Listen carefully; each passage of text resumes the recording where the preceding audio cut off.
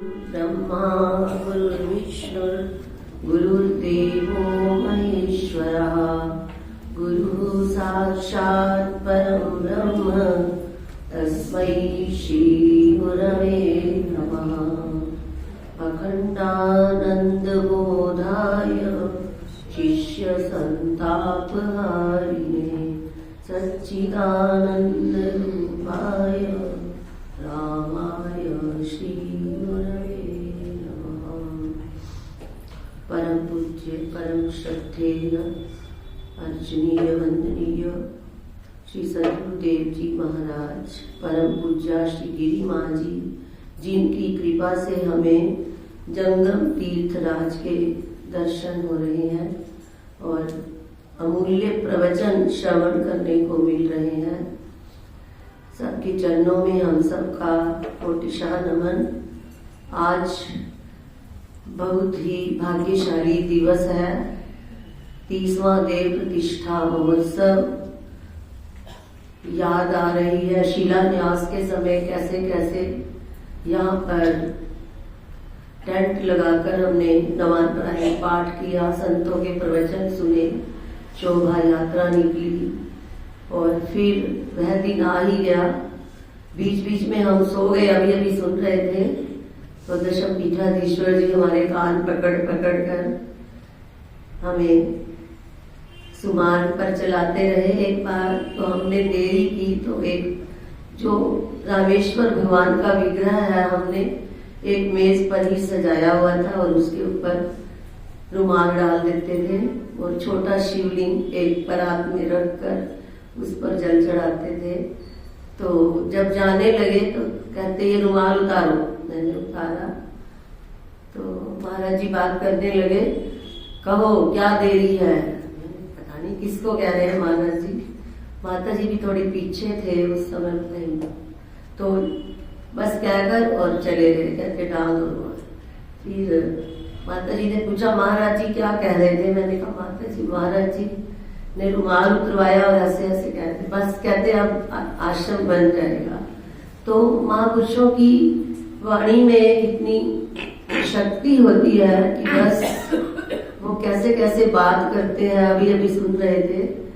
तो एक बार एक किसान बड़ा सरल हृदय का था, अपने गुरु महाराज के पास गया और कहने लगा महाराज जी मैं ग्रीष्म ऋतु की छुट्टियों में बद्रीनाथ जाऊंगा और मेरे पास किराया नहीं है और मैं अपनी कुछ जमीन का टुकड़ा बेच रहा हूँ, उसके पश्चात दर्शन करने जाऊंगा। तो वो संत बड़े ऐसे ब्रह्मनिष्ठ जैसे हम दर्शन कर रहे हैं सभी संतों के, उन्होंने कहा ये क्या कह रहे हो, जो परमात्मा अभी है उसको तुम कभी ग्रीष्म ऋतु की छुट्टियों में जाओगे दर्शन करने, और जो परमात्मा हर जगह है उसको तुम बद्रीनाथ उसके लिए जाओगे, और जिसके लिए कुछ भी खर्च नहीं करना पड़ा उसके लिए आप ये जमीन बेचोगे।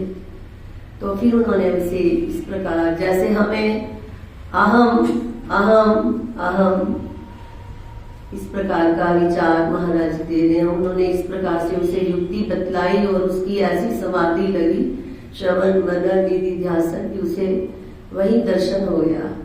तो अब ये नहीं कि हम तीर्थों पे ना जाए, या तो ये मंदिर किस लिए बनते हैं, कई पूछते भी हैं कि क्या केवल मूर्ति में ही भगवान है। हाँ, मूर्ति में ही नहीं मानना चाहिए, मूर्ति में भी कहकर फिर जैसे महाराज जी कह रहे थे कि अपने शरीर को मत इतना सजाओ, परमात्मा को सजाओ।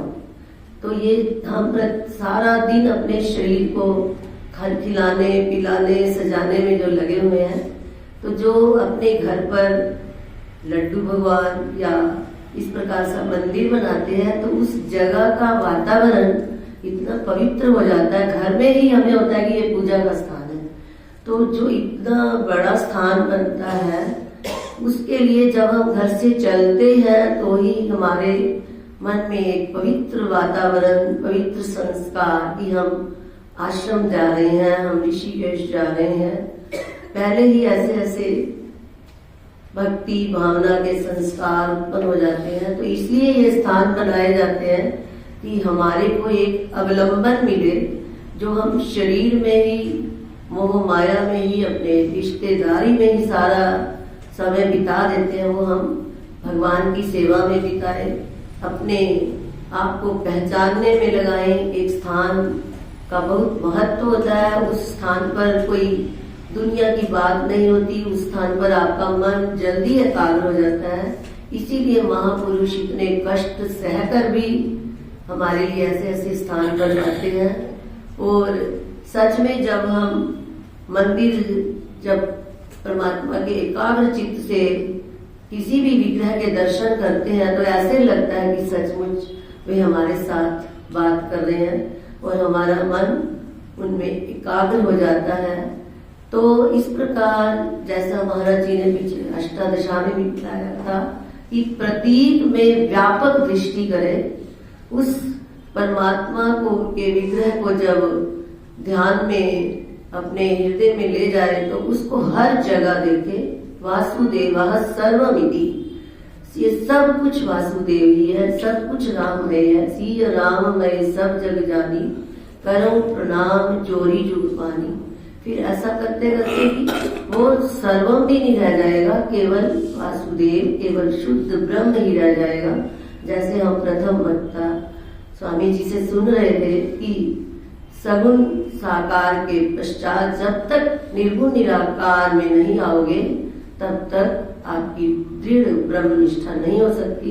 तो ये स्थान का कहने का अभिप्राय है कि ये इसलिए बनाए जाते हैं कि हमारा मन जल्दी से जल्दी एकाग्र हो और अपने स्वरूप का साक्षात्कार करने में समर्थ हो।